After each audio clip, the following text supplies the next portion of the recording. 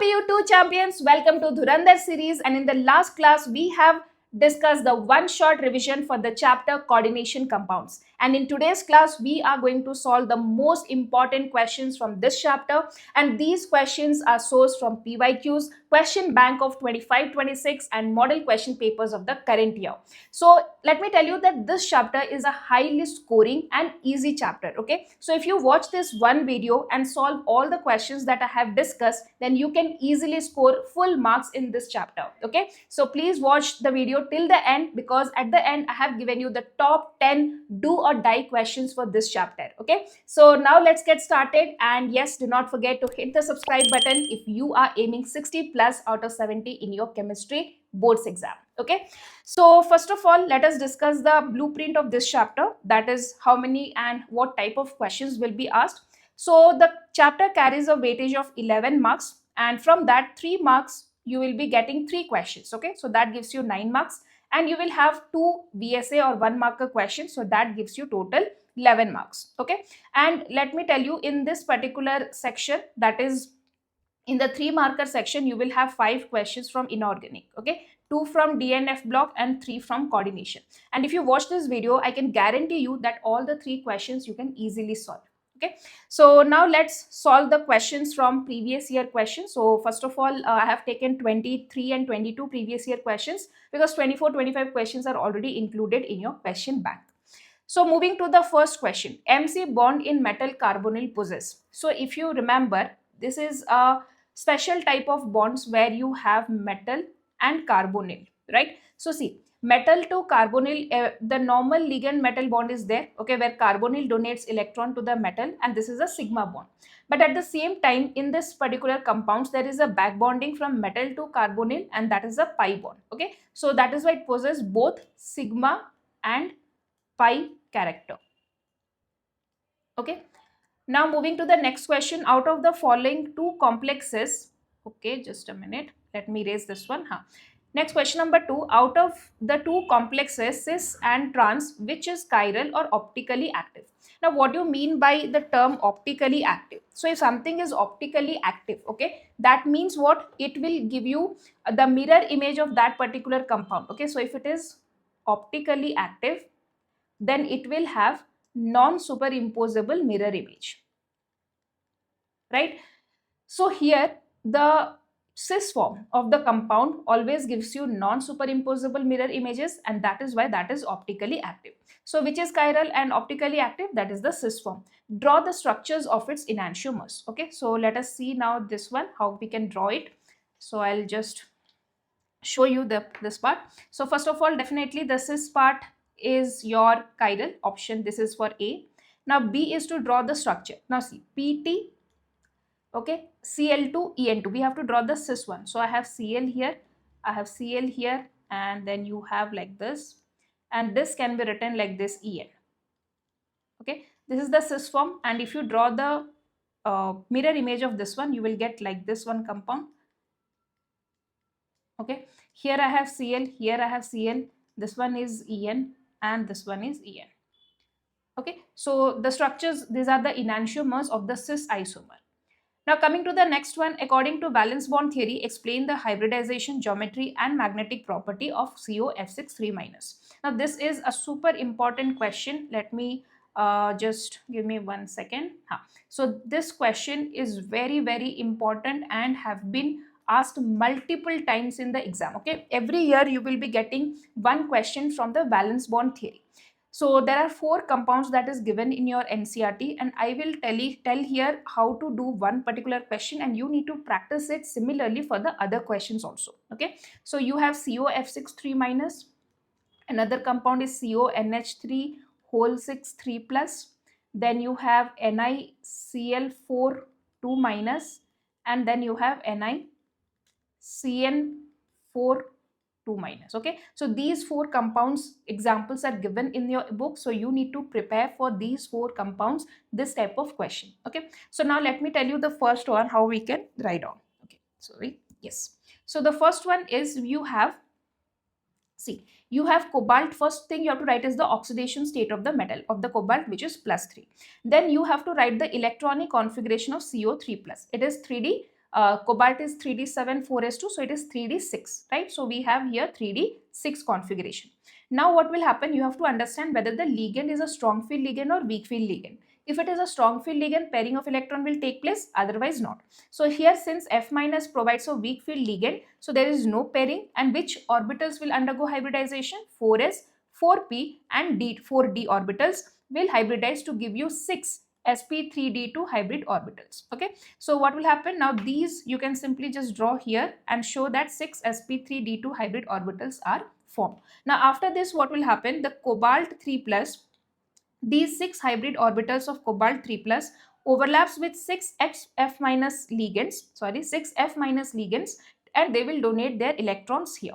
So here you can see that is after the donation of electrons has taken place, 6 sp3d2 hybrid orbitals with 6 pairs of electrons from the ligands. So now this is how the bonding is already done. Now the question has asked you to explain hybridization. So we have already explained the hybridization, which is sp3d2. The geometry of this molecule, whenever you have coordination number 6, the geometry is always octahedral. And the magnetic nature, now here you can see in the metal we have unpaired electrons. So if there is unpaired electrons, it is paramagnetic in nature. Okay, please understand how to write this answer. First you have to write the electronic configuration of the metal. Then you have to write down whether it is a strong field ligand or weak field ligand. If there is strong field ligand, there is pairing. If there is no strong field ligand, there is no pairing. They have to mention that, and you have to write down the new configuration. If there is pairing, you have to write the configuration of the pairing one.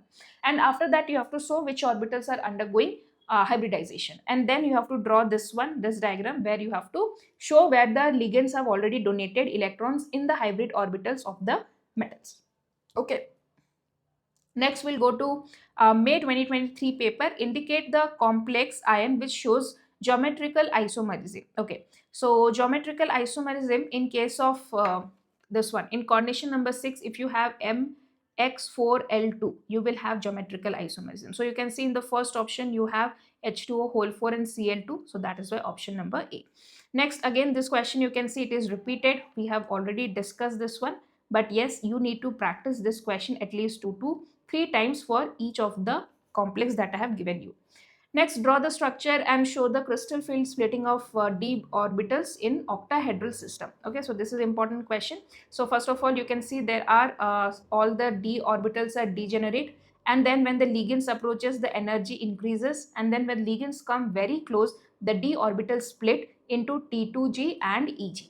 Okay, so you have 3 orbitals at the I can say the energy of 3 orbitals go down, dxy, dyz and dzx, and the energy of the 2 orbitals go up, that is dx square and dz square. Okay, next is the IUPAC name of the compound. So first of all, you have to name the cation. So this is the cation given, and here this is a complex, the cation is a complex. So that is why first we have to name the ligands, and we have to follow alphabetical order. This is amine, this is aqua, so definitely amine will come first, right? So you have triamine, then you have triaqua, chromium. Okay, what is the oxidation state of chromium here? Let it be X. NH3 is a neutral ligand, so 0. Water is a neutral ligand, so 0. And chlorine is -3, that is equal to 0. So 3 chloride. Okay, outside we have chloride. Next, we'll come to PYQs of 2022 March. Draw the cis and trans isomer of COEN whole to Cl2. Okay, so how to draw this one? See, COEN whole to Cl2. So if you have CO, and if I draw first like this, this is En, Cl. Okay, so this is trans isomer. And if you have the cis one, that is Cl, Cl, En and En. Okay, so this is the cis isomer. Next, using valence bond theory, explain the hybridization of COF6. So the second one is already discussed. So you can see how we have written in the previous slide. Now coming to the third one, what are heteroleptic complexes, and give an example. So those complexes where the ligands, you have more than one type of ligands, it is called as heteroleptic complex. Example, you can see complexes in which the central metal atom is surrounded by more than one type of ligand are called as heteroleptic complex. You can see one example here. Next, coming to if delta O is less than P. Okay, if delta O is less than P, that means, see, if delta O is less than P, that means it is a weak field ligand. Okay, on the basis of crystal field theory, write the electronic configuration of D4. Okay, so in octahedral field, what happens? The splitting is like this: T2G and EG, right? D4 configuration is there. Okay, so you have 1, 2, 3. Now the fourth electron, as I said, have two chances. It can either pair up or can go to the EG level. But since delta O, this energy is less, so that will be preferred, and you will have a configuration like this: T2, G3, EG1. Now let's see questions from July 2022. Mention the postulates of Werner's theory of coordination compound. Now let me just tell you that this question, okay, the Werner's theory is also a very, very important question and has been asked multiple times. So what are the postulates of Werner's theory? The first thing is that complex has two types of valencies, that is primary and secondary valencies. The primary valencies are ionizable and are satisfied by negative ions, and it is equal to the oxidation state of the metal.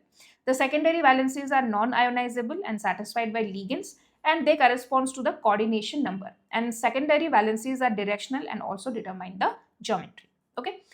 Now coming to using valence bond theory, explain the hybridization of NiCN4 2-. Okay, so this is how we have already done the COF6 3-. So similar to that we will follow, but I'll tell you the basic how to write down. So first thing, we will write the nickel 2+. Here nickel is in +2 oxidation state. So what is its configuration?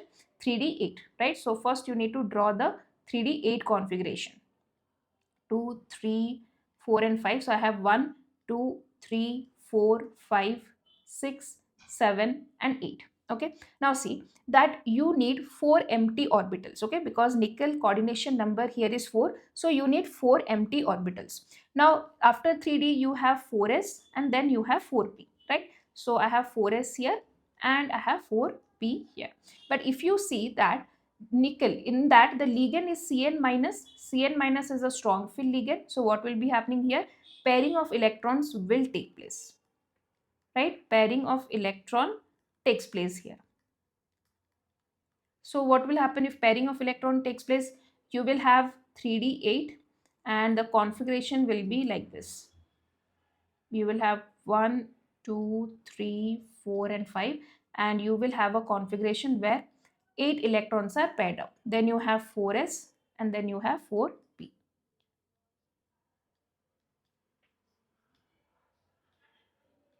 Okay, now here what will happen? You have DsP2 configuration. Okay, you have DsP2 hybridization. So one 3D orbital, one 4s orbital and two 4p orbitals have undergone hybridization.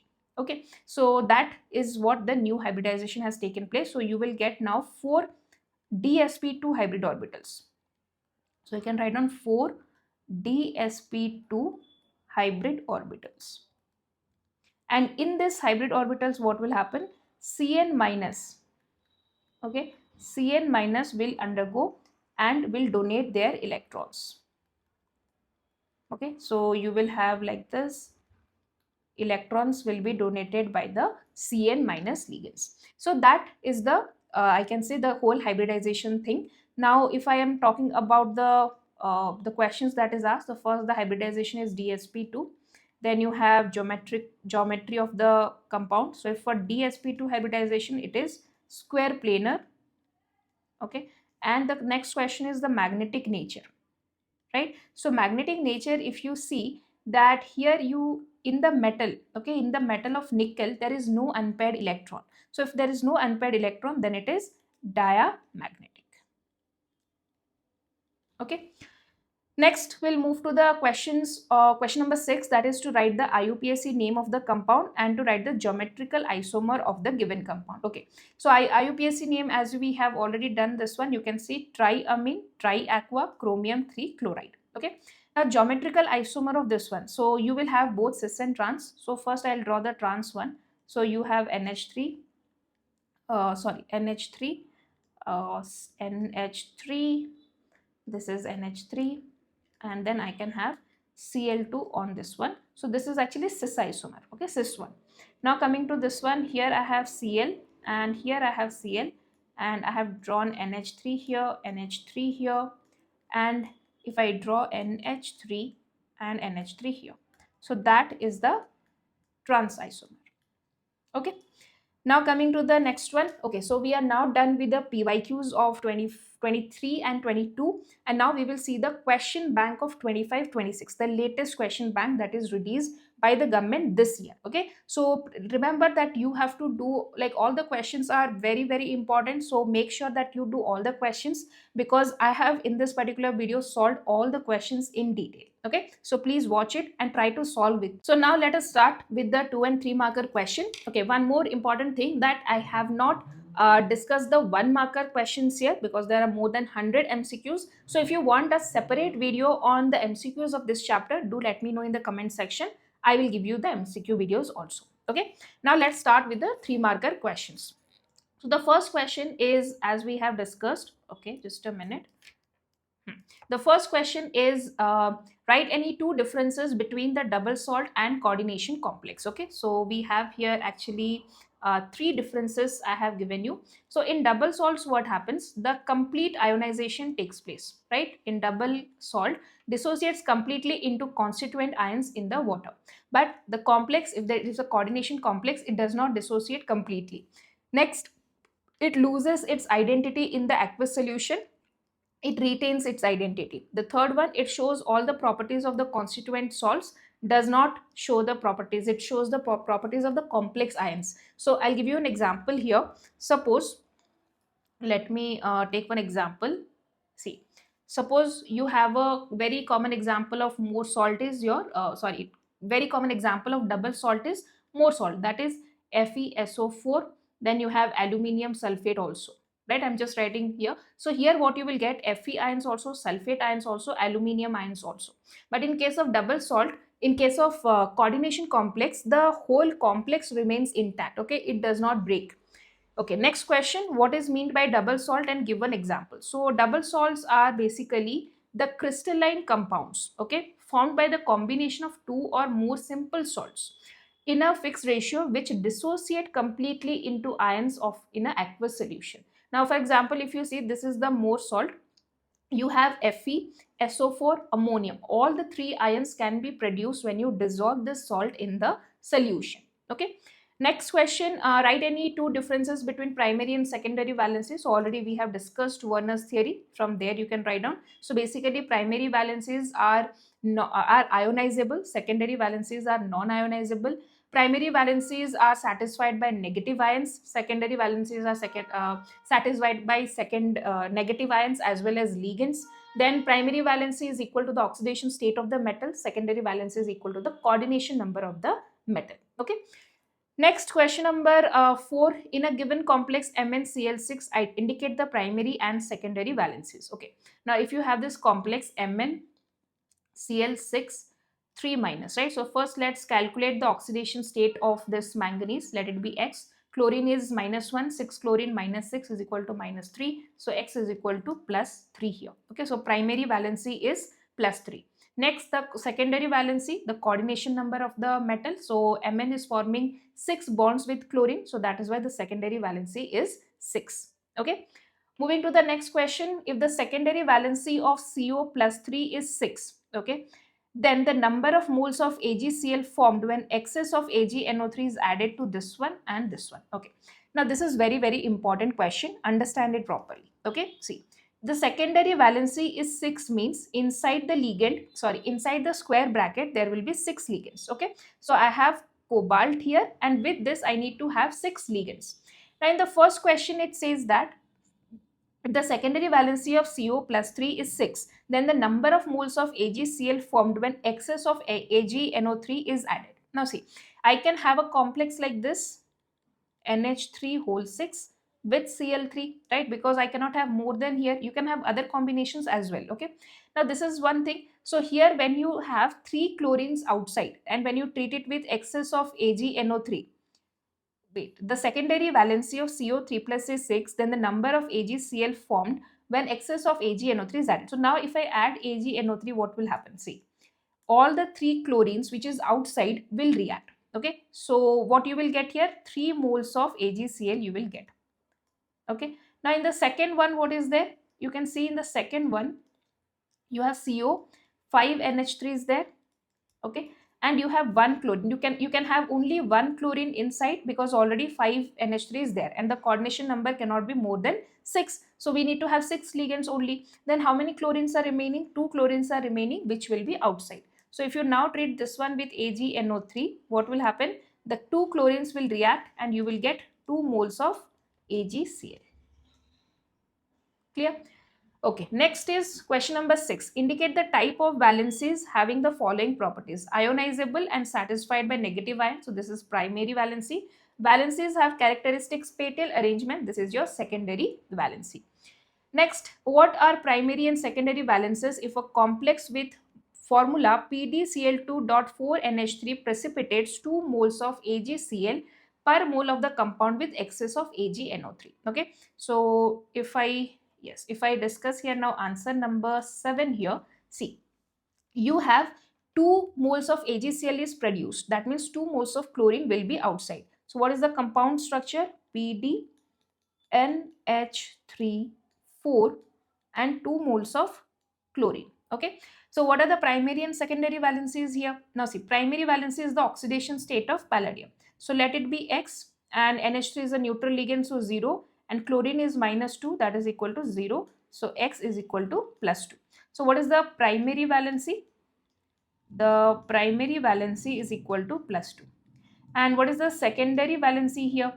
Now if you see the ligand, okay, one ligand is forming one bond and there are 4 ligands, so 4 bonds will form. So the secondary valency is 4 here. Clear? So primary valency is +2, secondary valency is 4. Now let's see question number 8. The complex NiCl2.6H2O gives 2 moles of AgCl on reaction with excess of AgNO3. Now this gives us a clear indication that 2 chlorine has to be outside. So if I now write the molecular formula or the structure formula, I will have NiH2O whole 6 Cl2. Because 2 moles of AgCl is formed, so 2 chlorine has to be outside. Formulate the complex. So this we have formulated. How many moles of ions were obtained for each mole of complex dissolved in the excess of water? So when you dissolve it in excess of water, what will happen? This will form ions, right? One complex ion you will get and one chlorine you will get, right? So you will have NiH2O whole 6, 2 plus is there, plus you will get 2 chlorine minus. Okay, so what is the total number of ions I have got? 3. You have 2 chlorine and one big complex, right? So total 3 ions are produced. Okay, now coming to answer question number 9. Give the postulates of Werner's theory. This we have already discussed. Now 1 mole of a complex having empirical formula COCl3.4NH3 gives 1 mole of AgCl on reaction with excess of, so you have here excess of AgNO3, right? So that means here what will happen? If you have 1 mole of AgCl will form, that means only 1 chlorine has to be outside. So what will be the formula of the complex? CONH3 whole 4 Cl2 dot Cl. Okay, now formulate the complex and write the possible geometrical isomers. Okay, so this is the formula of the complex. Now why this is the formula? Because I need only 1 chlorine outside. Now you can see you can easily get cis and trans form of this one, so you can formulate the geometrical isomers here. Okay, just a minute. So I can write like this: CO, and first if I write the transform, this is Cl, you have NH3, you have NH3, then you have NH3 and NH3. Okay, and then you have CO, Cl, NH3, NH3. Yes, right? So what is this one? This is the transform and this is the cis form. Okay, so we have already also drawn the geometrical isomers. So this one will give you 1 mark and these 2 isomers will give you 2 marks.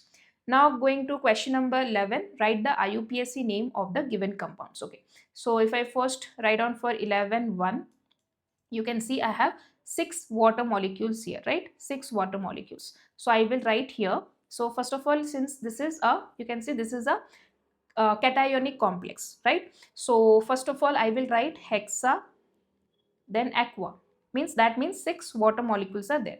Then titanium with oxidation number is 3. And since this is an ion, so you can write down ion. Okay. Now the second one here is MnH2O whole 6 2 plus.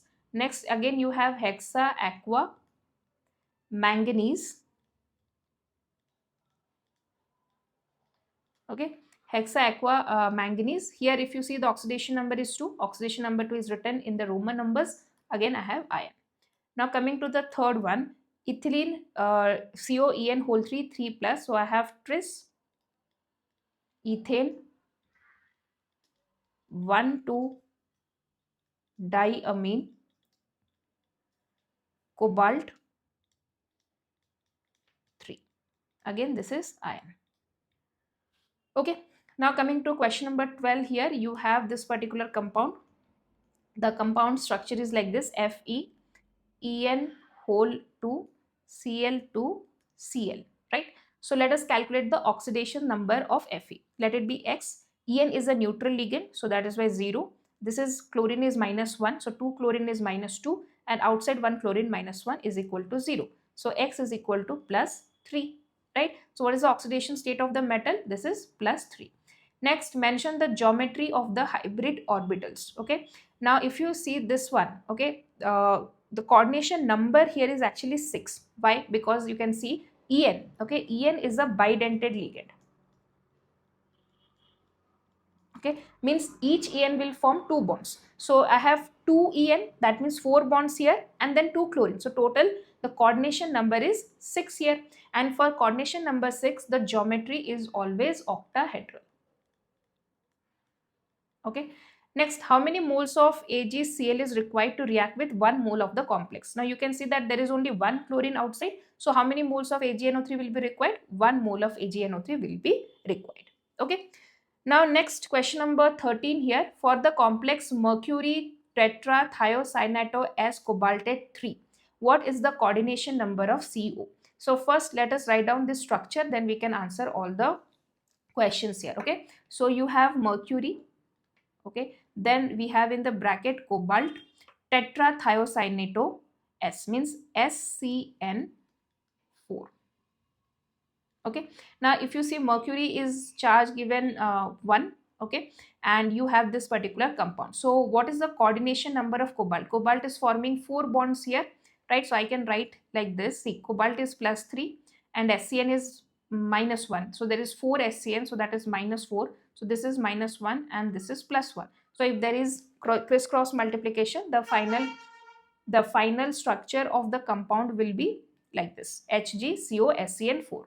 Now if you see the coordination number of cobalt, it is 4 here because SCN is a monodentate ligand, right? Means one SCN forms 1 bond. So if you have 4 SCN, then that will form 4 bonds. Next, identify the ligand present in this complex. So what is the ligand here? SCN, thiocyanato S. Okay, means from S the bond is formed. Next, does ionization isomer for the following compounds exist? It is no. Now see, ionization isomer can exist when the auxiliary ion, okay, when the counter or the auxiliary ion is a potential ligand, and you can exchange the ligand with the, you can exchange the counter ion with the ligand. But here this is a metal, right? This is not a potential ligand, so there is no ionization isomer exist here.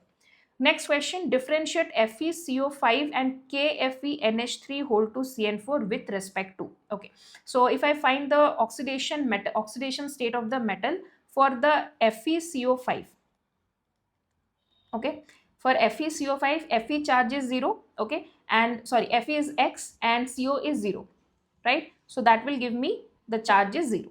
Okay, next we have KFeNH3 whole to CN4. Okay, now K is +1, Fe is X, NH3 is 0 and Cn is -4, that is equal to 0.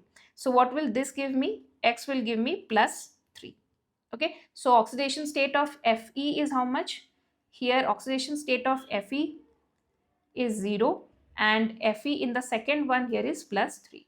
Now the shape, since the coordination number is 5, for coordination number 5 the shape is trigonal bipyramidal. Okay, And for this one, if you see that there is 6, coordination number is 6, then for the second one it is octahedral. Okay, octahedral. Clear? Now coming to in which complex synergic bond will be formed. So whenever you have CO, there will be synergic bond. We'll do that question also. So FeCO5 will have synergic bond. Okay, next coming to question number 15, what is chelate ligand and give one example. Okay, so chelate ligands means, see, if any ligand is having more than one donor site and it can bind to the metal at the same time from both the donor sites, okay, and it creates a cyclic ring or cyclic structure with the metal, then we call it as a chelating ligand. So how can we write this? See, when a di or a polydentate ligand, when a di or a polydentate ligand uses its two or more donor atoms, okay, two or more donor atoms simultaneously to bind to a single metal ion, it is said to be a chelate ligand. Example, ethane 1,2-diamine. Okay, now if you see when this ethane 1,2-diamine, the structure is like this: CH2, CH2, NH2, NH2. Okay, now here what will happen? This particular ligand has two donor sites and both of them are binding simultaneously to the metal, and you can see that they are forming a cyclic structure. Okay, so that is called chelating ligands. Next, what is coordination polyhedra and what is counter ion? So I have just given you the coordination polyhedra definition here. When the spatial arrangement of the ligands around the central metal atom is called as coordination polyhedra. The spatial arrangement of the ligands which are directly attached to the central atom defines the coordination polyhedra about the central atom. Okay. Now what is counter ions? Ions present. What is counter ion? How will you explain? So 1 minute. So what is counter ions? Ions present outside the complex.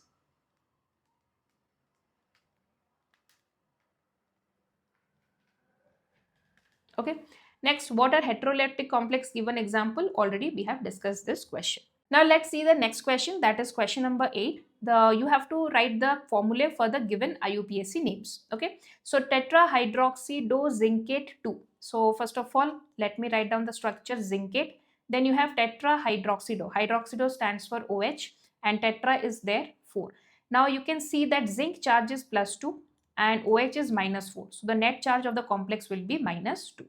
Now coming to the second one, we have tris ethane 1,2-diamine platinum 2 nitrate. Okay, so you have platinum, okay, and En3.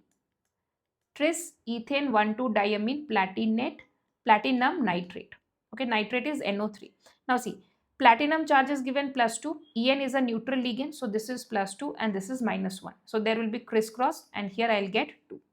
Okay, so this one will give me compound like this. Next, coming to the third one.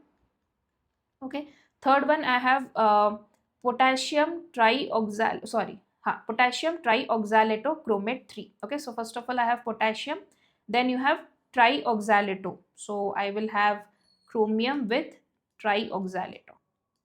Okay, now if you see, chromium is here +3, right? Chromium is +3 and oxaleto is -2. 3 oxaleto will be -6, so the net charge is -3 here. Now if I do crisscross, and potassium is 1, right? So if I do crisscross, what I'll get? 3 will come here, 1 will go here, and the formula of the compound will be like this. Okay, now coming to the next one. So just let me number this one so that you can understand. 1, 2, 3, and I have 4, I have 5, and I have 6. Okay, now coming to the fourth one here. Okay, you have dichlorido bis-ethane 1,2-diamine platinum 4 nitrate. Okay, so I have platinum dichlorido bis-ethane 1,2-diamine. Okay, and this is +4, this is -2. So here I will have the charges +2, right? And you have nitrate, right? So if I do crisscross, you will get this one as 2.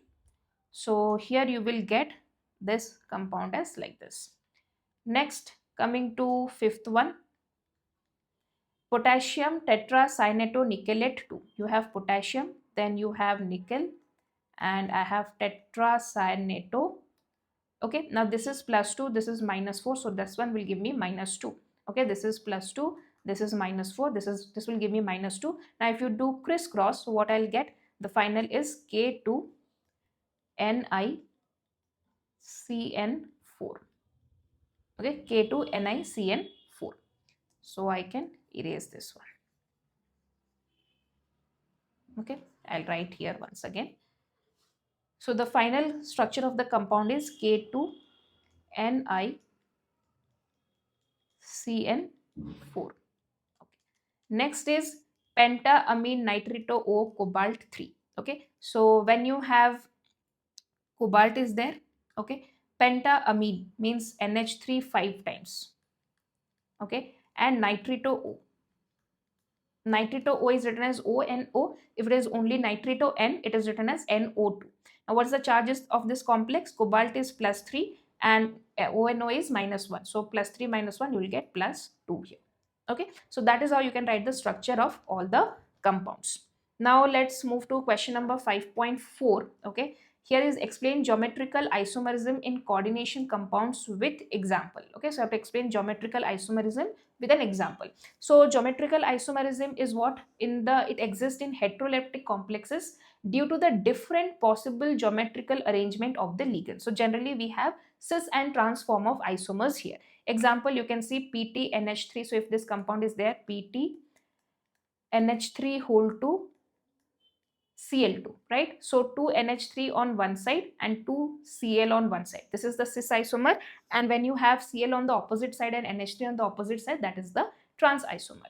Next is explain optical isomerism with suitable example. So optical isomers, they are the mirror images of one another which cannot be superimposed, and these are also called as enantiomers. Example, COEN whole 3. So you can see this is the compound and its mirror image is also non-superimposable. So these are your dextro and levorotatory, or these are like enantiomers of each other. Next is question number 22. What type of isomerism is exhibited by the following pairs of complexes? So you can see the first one, what is there? The metals are there, and in the second one, the ligands have changed, right? The ligands have been exchanged. So this is which type of isomerism? Coordination isomers. Okay. Next one, if you see, you have H2O whole 6 Cl3, and in the next molecule, one chlorine goes inside and one water comes outside. So this is your solvation or hydration isomerism. Okay. Next, among tetrahedral and square planar complexes, okay, tetrahedral and square planar complexes which will not show geometrical isomerism, and why? So it is tetrahedral complexes which does not show geometrical isomerism. The reason is, in tetrahedral, all the groups, okay, they are equidistant, or I can say they are equivalent from the central atom. Okay, so you cannot have different arrangement of geometry there. So all the 4 positions around the central metal atom are equivalent due to the symmetric arrangement of the ligands. Hence, different spatial arrangements are not possible. They are equivalent. Next is draw the optical isomers of COEN whole 3. So here you have COEN, and if you draw its mirror image, that is the optical isomer of the compound. Next, you have been given to draw the optical isomers of PTCl2En2. Now always remember, for the cis form, you will have optical isomers, not for the trans form. Because if you see the trans form, it is in this form. You have Cl, and you have, suppose I'm writing En like this, right? So if I draw its mirror image, okay, if I draw its mirror image, then the mirror image will also be what? The mirror image will also be exactly superimposable. So the trans form, okay, does not show optical isomers. Okay, the cis form, this one, the cis form can show optical isomers, and when you draw its mirror image, it is a optically active compound. Now coming to question number 30, the ratio of metal M, didentate ligand LL and monodentate ligand X is in the 1:2:2 ratio. Draw the geometrical isomers of the complex and mention the optically active isomer. So this is just the one which we have discussed. You have metal, ligand in the ratio of 2 and X in the ratio of 2. Now when you draw the isomers of this one, you have M, okay, X is there, you have X here, then you have, I can write this is like LL, and you have one more LL. Okay, so this is the trans form. and you also need to draw its cis form. So the cis form will be like this, MXX. You can write like this also.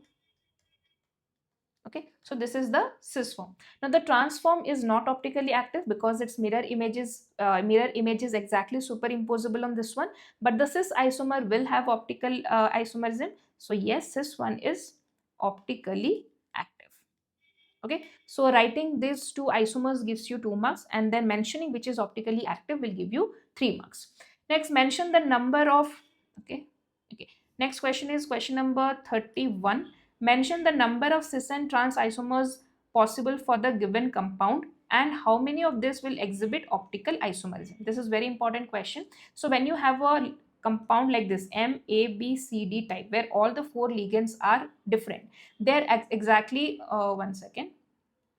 So yes, so in this type of complex you have actually 3 geometrical isomers. Okay, 2 cis and 1 trans. You have 2 cis isomers and 1 trans isomers, but none of these exhibit geometrical isomerism because they all possess a plane of symmetry. So there is none of them will exactly have any kind of geometrical isomerism. Now coming to, none of them will have optical isomerism, and there will be 3 geometrical isomers, 2 cis and 1 trans. Now you have to draw all the geometrical isomers of the given compound. So you can draw it like this. You can take first of all chlorine and bromine on one side. Then you can have, like, you can see if you fix this point, okay, chlorine pyridine opposite one combination, okay, then chlorine with NH3 opposite one combination, and chlorine and bromine opposite you have one combination. Okay, next, for the complex CONH3 whole 2 En2, write the IUPAC name and draw the optical isomers. Okay, for question number 32, the name IUPAC name, you can see you have diamine, then you have bis ethane 1,2-diamine cobalt 3 iron. And if you want to draw the isomers, we have already drawn many times. So draw and name the optical isomers. So for the cis one, you will have optical isomers, right? So you have NH3 here, you have NH3 here, then you can draw like this. This is the cis form, and we have En here. Okay, now if you draw the mirror image of this one, then you have NH3, you have NH3, and here you have En. Okay, so these two are mirror images of each other, and they are the optical isomers. Now coming to question number 34 here. Okay, this is important question. See, two complexes A and B have same empirical formula. Okay, for each mole complexes, complex A gives 1 mole of barium sulfate on reaction with excess of barium chloride. So when A reacts with, okay, sorry, see, when, okay, just a minute. See the structure here, what they are saying, that when A reacts with excess of barium chloride, okay, you get a precipitate of barium sulfate.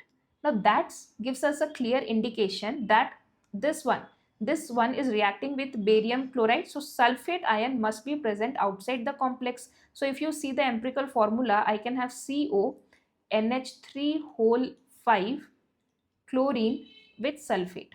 Now when this one is reacting with barium chloride, barium sulfate will form. And next we have another complex B is there, which reacts with excess of AgNO3 to form AgCl. So here what will be the structure? CO NH3 whole 5 SO4 Cl. Okay, now if this one is reacting with AgNO3, you will get AgCl as the precipitate. Next is name the type of isomerism exhibited by the complexes and formulate the complex A and B. Okay, name the isomerism exhibited by complex A and B. What is the type of isomerism they have? So if you see that in this chlorine and sulfate is there, okay, and this chlorine and sulfate is there, right? So these, when you dissolve it, you will get different ions. So the type of I can say isomerism is nothing but ionization isomerism. Okay, ionization isomerism. Next is one second. Okay, and formulate the complex A and B. So we have also formulated here A and B and the type of isomerism. So that is gives you 3 marks. Next, question number 35. Draw the geometrical isomers of CrNH3 whole 3 H2O whole 3 Cl3 complex. Okay, so when you have this MA3B3 type, okay, so you will have facial and meridional isomers. So I have given you an example of CONH3 whole, see, CONH3 whole 3 NO2 whole 3. So you can just replace this NO2 group with H2O group and you will get the answer. Okay, this is example is given in the book. You can replace the NO2 with H2O. Next, for the complex CONH3 whole 5 NO2 whole NO2 Cl2, write the linkage isomer and the IUPAC name of the compound. Okay, so first of all, the linkage isomerism will be what? When here, see, nitrogen is forming bond. Now if there is oxygen is forming bond, for example, okay, then if oxygen forms bond, then this is the, I can say, linkage isomerism of the given compound, and write the linkage isomer and IUPAC name of both the isomers. So first one is CO, which is the given one, is NH3 whole 5 NO2 Cl2. IUPAC name I have to write for both. So this is pentaamine, okay, nitrito O, okay, cobalt. Okay, now what is the oxidation state of cobalt here? This is X, NH3 is 0, okay, then you have, sorry, nitrito, NO2, right, nitrito, ONO is -1 and outside I have chlorine, -2 is equal to 0. So X value is +3. So cobalt 3 here, okay. Now here also, okay, outside I have chloride. Okay, now here what will be the name? Here also same, pentaamine. Okay, after that you have this one, nitrito O. Here it will be nitrito N. Okay, because here you can see you have NO2 group. Okay, next we have, after that, cobalt. Okay, oxidation state will remain same, and chloride. Now let's move to the next question. These questions are very, very important. Okay, see, FeH2O whole 6 is strongly paramagnetic, whereas FeCN6 is weakly paramagnetic. Explain. Now strongly paramagnetic means there are more number of unpaired electrons, and weakly paramagnetic means there are less number of unpaired electrons. Now I'll first explain you, then we will understand how to write this answer. See, Fe +3. Okay, in this Fe is in +3 state and it has D5 configuration, right? Now if I draw D5 here, it will look like this. I can draw one more box here. So I have D5 configuration. Now if you see H2O, this is a weak field ligand. So there is no pairing. And if there is no pairing, this is 3D, right? So I will have hybridization in 4s, 4p and 4d. So the hybridization here is sp3d2. Now coming to FeCN6 3-. Here Fe is in +3 state. Okay. And here also we have D5 configuration. Now when you have this one, 2, 3, 4 and 5. Now if you have this weakly paramagnetic, right? So I have 1, 2, 3, 4, 5 and 6. Sorry, 5. Now if you have Cn- ligand, this is a strong field ligand. So what it will do? It will pair up the electrons. So when it pairs up, you will get all the 5 electrons are paired up. So I'll just draw it like this. So you will have 1, 2, 3, 4 and 5. So you have 2 empty orbitals so that the hybridization can be D2sp3. Now here you see there are number of unpaired electron is 5 and here the number of unpaired electron is 2. So if the number of unpaired electrons are more here, it is paramagnetic, right? So that is why it is strongly paramagnetic, because of more number of unpaired electrons. This is weakly paramagnetic because of less number of unpaired electrons, but both are paramagnetic. So that is how you need to write this answer. So how you can explain, see, in both the complex X, Fe is in +3 oxidation state and has a configuration of D5. H2O is a weak field ligand, so no pairing of electron takes place, hence it has 5 unpaired electrons and is strongly paramagnetic.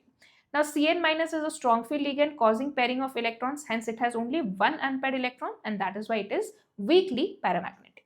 Okay, let's see now question number 38. Why CONH3 whole 6 3 plus is an inner orbital complex, whereas COF6 3 minus is an outer orbital complex. Now see, for coordination number 6, we have two types of hybridization, D2sp3 and sp3d2. Okay, D2sp3 is the inner orbital complex and sp3d2 is called as the outer orbital complex. Now when you have CONH3 whole 6 3 plus, cobalt is in plus 3 oxidation state. What's the electronic configuration of cobalt? 3d7 4s2. Now with plus 3 it is 3d6. So here we have 3d6. 1, 2, 3, 4 and 5. So 1, 2, 3, 4, 5 and 6, right? So what will happen? You can see that NH3 here is a strong field ligand. So there will be pairing of electrons. So if there is pairing of electrons, you will have structure like this. 1, 2, 3, 4 and 5. So 1, 2, 3, 4, 5, 6. Okay. So I have 3D, I have 4s and I have 4p. Okay, now here what will happen? D2sp3 hybridization will take place. Okay, now since D2sp3 hybridization is taking place, this is inner d orbital complex. Now coming to COF6 3 minus, this is also 3d6 and you have here so 6 electrons are present, and here you can see that in this fluorine is a weak field ligand. Okay, weak field ligand, so there will be no pairing. And if I have here 3d6, 1, 2, 3, 4 and 5, 1, 2, 3, 4, 5 and 6. This is 3d, this is 4s, this is 4p and this is 4p. Okay, so you have s, you have p, 3 and you have d2. Okay, so sp3d2 hybridization is there. Okay, so that is why d outer d is used. So that is a outer orbital complex. So now let us see how we can write down this answer. See, in both the complex, cobalt is in plus 3 oxidation state and has d6 configuration. So NH3 is a strong field ligand and it causes pairing of electrons and uses inner d orbitals to give you D2sp3. So that is why it is the inner orbital complex. Whereas F minus is a weak field ligand and does not cause pairing and uses outer 4d orbitals forming sp3d2 hybridization. So it is an outer orbital complex. Okay, now let's move to question number 39. The spin-only magnetic moment of MnBr42 plus is 5.9. Predict the geometry of the molecule. Now see here, coordination number 4, okay, can have two geometries. One is square planar, okay, and the other one is tetrahedral. For square planar, the hybridization is dsp2 and for tetrahedral, the hybridization is sp3. Clear this much? Now let us see in MnBr4 5.9. So when the magnetic moment is 5.9, that indicates that the number of unpaired electrons must be 5. Okay. Now you have seen that oxidation state of manganese here. Okay. Oxidation state of manganese is how much?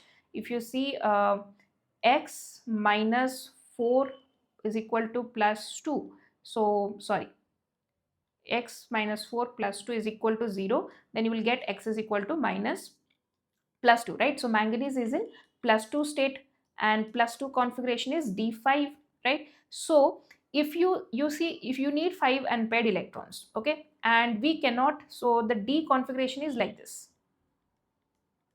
D5, right? So if you use dsp2, then you have to pair one electron and the number of unpaired electrons will become 3 instead of 5. But I cannot have that, so I need to have sp3 hybridization here, and that tells me that the geometry has to be tetrahedral. So you can see magnetic moment 5.9 corresponds to 5 unpaired electrons. Br minus is a weak field ligand and Mn2 plus has configuration of 3d5. No pairing of electron occurs and the complex adopts sp3 hybridization, and that is why the geometry is tetrahedral. Okay. Next, write any two merits of crystal field theory. It helps to explain the magnetic nature and it explains the color of the transition metal complex very well through DD transitions. Now let's do this question. NiCl4 2 minus. Okay, you have two complex. NiCl4 2 minus is paramagnetic. Okay, and you have NiCO4. Okay, and this is diamagnetic. Though both are tetrahedral, their structures are tetrahedral, means this is also sp3 hybridization and this is also sp3 hybridization, but their magnetic nature is different. Why? So let us see. In the first one, if you see nickel NiCl4 2 minus, nickel is in +2 configuration, so it is 3d8 configuration, right? So if I draw, I have 3d first 8, 1 2 3 4 and 5, 3d, then I have 4s, and then I have 4p. Right, so this is my 4s and this is 4p. Now 3d8 is there, 1 2 3 4 5 6 7 and 8. Okay, now here you see that nickel with Cl minus. Okay, so Cl is a what? Weak field ligand, so there is no pairing of electrons, so this sp3 hybridization will take place. And since you can see that there are two unpaired electrons, so this compound is paramagnetic. Okay, now let's talk about NiCO4. Okay, now nickel here is in 0 oxidation state, and what is its configuration? 3d8 4s2. So if I draw 3d and 4s, okay, so you have here 1 2 3 4 and 5. So 1 2 3 4 5 6 7 8. Okay, and you have 4s2. Right, so what will happen? Both the electrons will pair up here because because CO is a strong field ligand, so pairing of electron will take place, and here you will get 3d 10 electrons and 4s will be now empty and sp3 hybridization will take place. So now here you can see that completely 3d 10 all electrons are paired up, there is no unpaired electron, so this is diamagnetic. Okay, now coming to the next question, that is 41. What is crystal field splitting and why subscript G is not used in tetrahedral complexes? So what is crystal field splitting? The very basic idea is when metals are there, it's all the d orbitals are degenerate, means they have same energy. Now when the ligand approaches, the energy increases due to the repulsion between the due to the repulsion between the electrons of the ligand and the electrons of the metal, and this d orbital splits into two parts, T2g and Eg, and the gap between these two set of d orbitals is called as crystal field energy. Okay, so how do we explain crystal field splitting? It is the splitting of the degenerate d orbitals of a metal ion into different energy levels when surrounded by the ligands. In octahedral complexes, d orbital splits into T2g and Eg sets, and subscript G is not used in tetrahedral. The reason is they do not possess a center of symmetry. What is this in detail you will study in higher classes, but now you have to understand that in tetrahedral structures there is no center of symmetry. Okay, moving to the next question, 42. Both anhydrous copper sulfate and copper sulfate .5H2O contains unpaired electrons, but anhydrous copper sulfate is colorless while copper sulfate .5H2 is blue in color. Why? This is also very important question and very interesting. See, copper is in +2 state here, that means D9 configuration, there is one unpaired electron. But when you have only copper sulfate, there is no ligands there, so the orbitals, the d orbitals are degenerate. Okay, there is no splitting of d orbitals. If there is no splitting, there is no dd transition and there is no color. But when you have copper sulfate with 5 water molecules, these water molecules are the ligands, and these ligands cause the d orbital to split. Now that one unpaired electron undergo dd transition to give you blue color. Clear? So you can see in anhydrous copper sulfate, Cu2 plus ions are not surrounded by ligands, so crystal field splitting does not occur and no dd transition takes place. In CuSO4.5H2O, water molecules act as ligands and cause crystal field splitting. Absorption of visible light due to dd transitions gives the crystal a color of blue. Okay, so here due to the presence of ligands, there is dd transition. There is first of all splitting of orbitals and then we have dd transition. But in case of only copper sulfate, since there is no ligands, there is no dd transition because there is no splitting of d orbitals. Clear? Next, moving to question number 43. How the nature of the ligands can affect the absorption wavelength of complex having CO3 plus metal ion. Now see, if there is a strong field ligand, then the splitting will be more. If splitting is more, then high energy radiations will be absorbed. If high energy radiations will be absorbed, the wavelength of the absorbed light will be less. So that is what you have to mention. See, strong field ligands produce large crystal field splitting. The delta O value is very high. That gap is very high. So order of the ligands is CN, NH3, H2O and Cl minus. As ligand strength increases, delta O increases and the absorption shift to shorter wavelength and higher energy. Sorry, here this is slightly wrong. Absorption shifts to higher energy, okay, and lower wavelength. Yes, sorry, shorter, correct. So the meaning here, what I want to say is, if the energy is higher, means when you have higher splitting, so wavelength of light absorbed, okay, here the wavelength of light is maximum and here the wavelength of light is minimum. Okay, so when you have used strong field ligands, the splitting will be very higher and the compounds will absorb light of higher energy and lower wavelength, the shorter wavelength. Next is question number 44. Write the energy level diagram of octahedral complex. Already we have discussed. Next, explain crystal field splitting in tetrahedral with a neat level diagram. So you have to draw like this. First you have to show 5 degenerate orbitals, then their energy increases and then there is splitting of orbitals. Here you have 2 orbitals, that is E, and here you have 3 orbitals, that is T2. Next, how does the crystal field splitting affect the electronic configuration of D6 in weak field and strong field ligand of octahedral complex?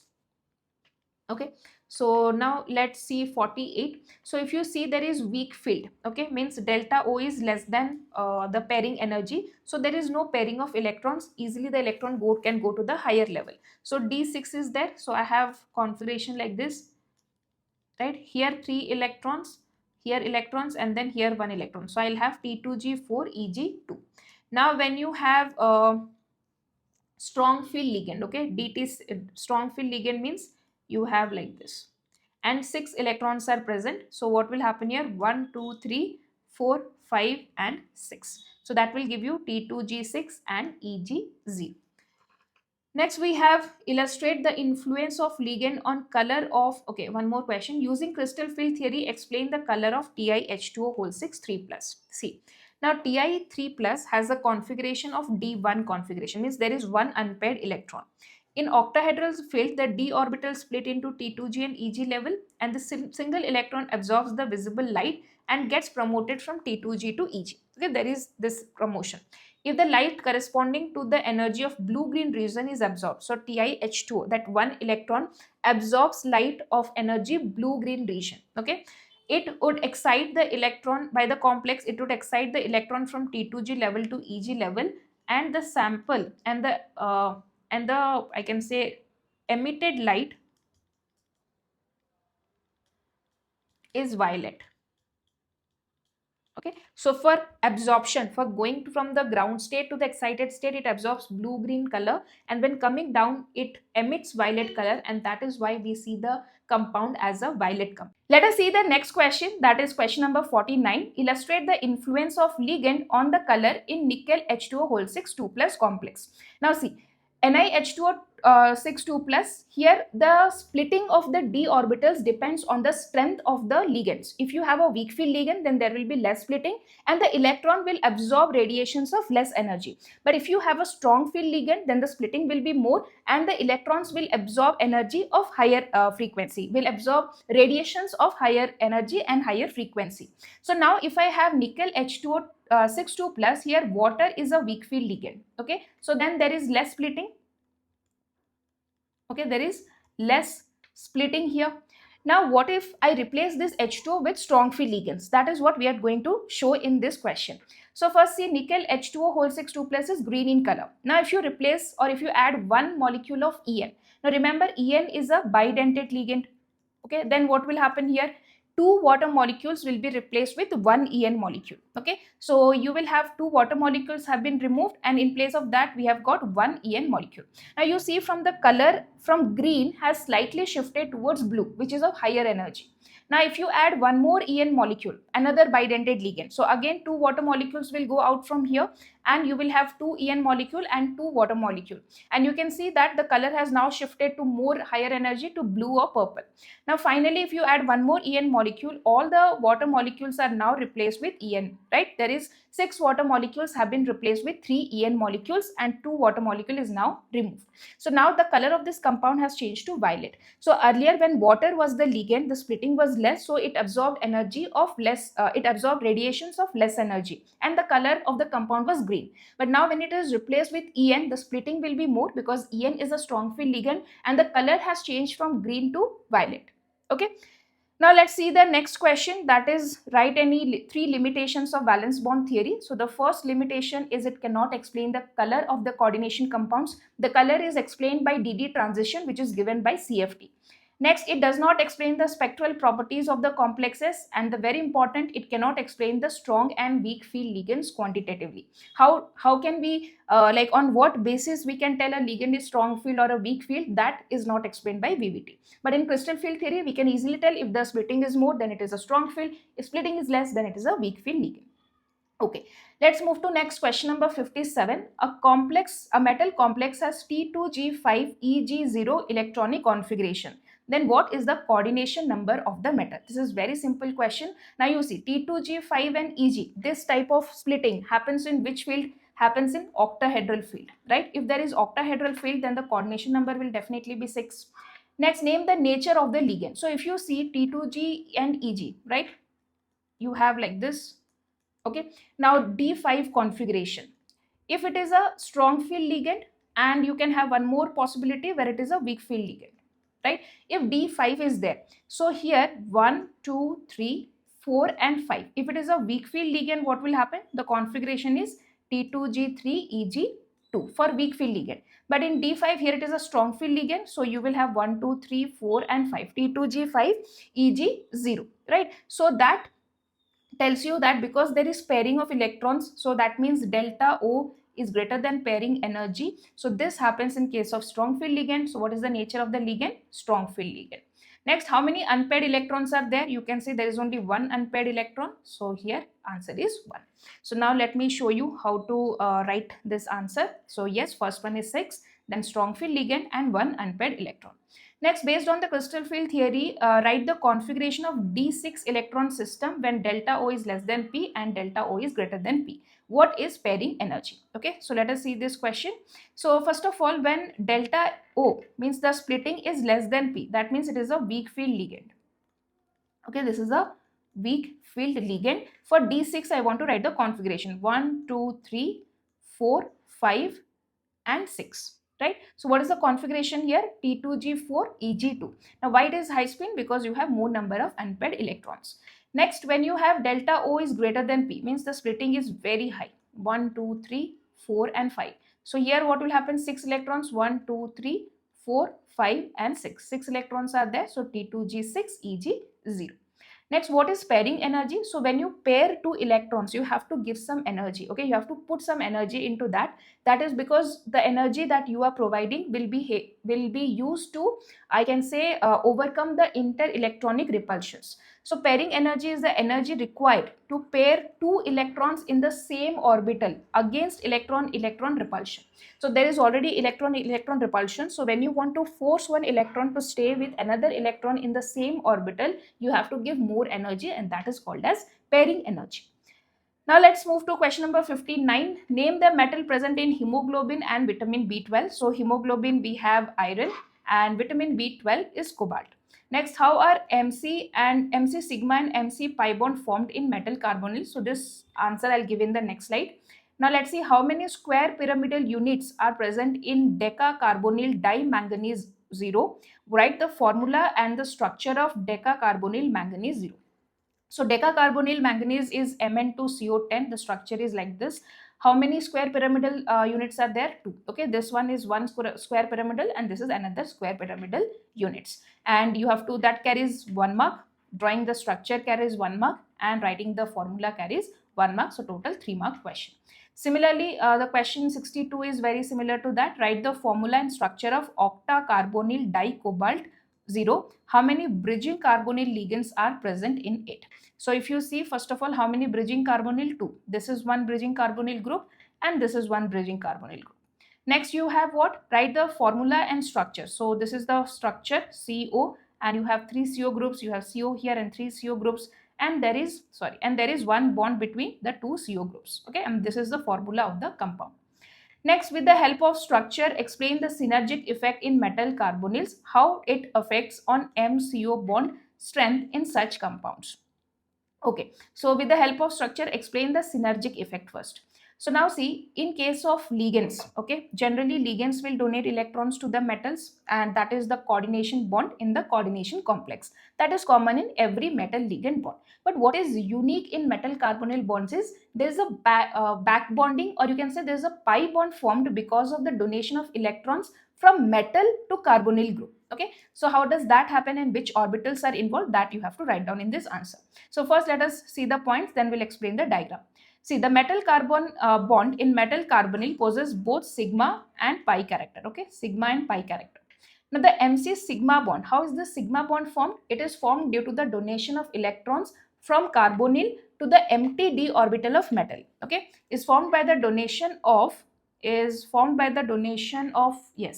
donation of lone pair of electrons on the carbonyl carbon into the vacant orbital of the metal. So from the carbonyl carbon to the vacant d orbitals of the metal. Now how is the pi bond formed? See, the MC pi bond, the MC pi bond is formed by the donation of pair of electrons from a filled d orbital, okay, from filled d orbital of the metal into the vacant anti-bonding pi star orbital of carbon monoxide. So from here to the vacant anti-bonding pi star orbital of the carbonyl carbon. Okay, so this is called as your synergic bond or metal carbonyl bond. Now there is some question here added that how it affects the MCO bond strength. You can see here how it affects on MCO strength in such compounds. So this double bond or this pi bond or back bonding actually helps to increase the strength of the bond. Okay, it increases the strength of the bond. Okay, next we will see question number okay, so now just a minute. So students, now we have completed all the important questions from your PYQs and question bank. Now after doing this, like I'll now give you the list of top 10 do or die questions. So if you are even not studying this chapter, make sure that you do these 10 questions at any cost. Okay, there's a high probability that the questions will be asked from these 10 questions. Okay, so let us see those questions. First is your Werner's theory postulates. It can be a direct 3-marker question. Next, you should learn all the nomenclature rules, means you should understand that, and practice the examples questions, in-text questions, okay, whatever nomenclature is given, and exercise questions.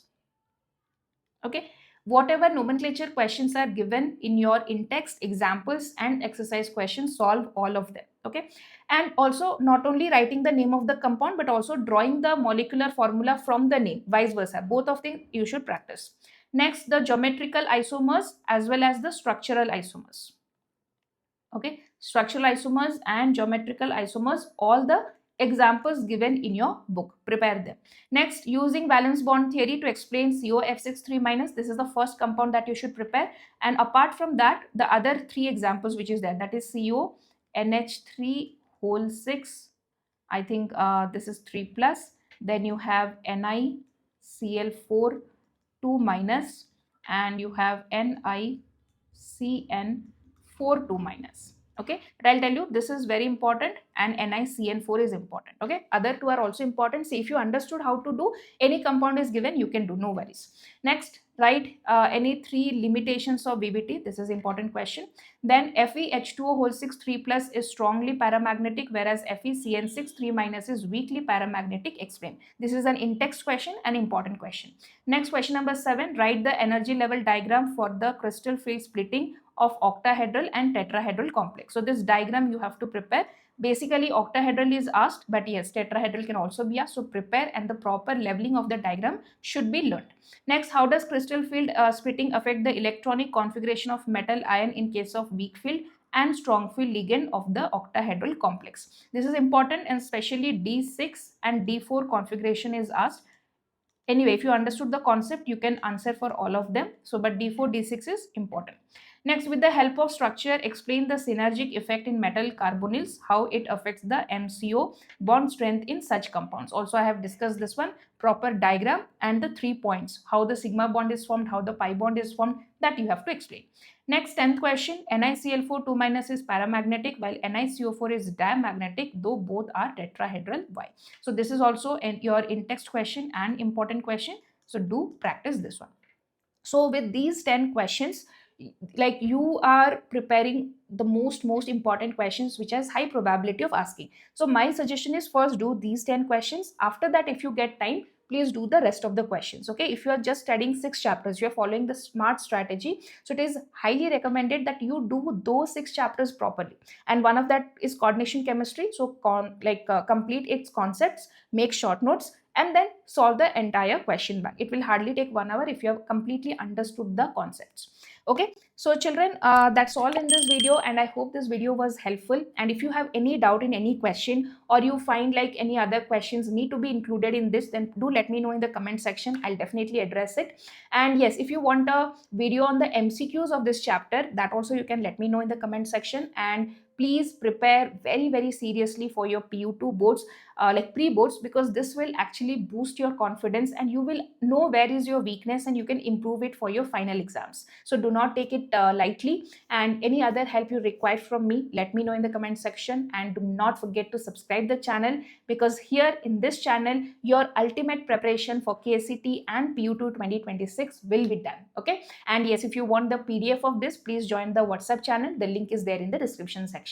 Thank you so much. Bye bye. Take care. Keep learning and keep working hard.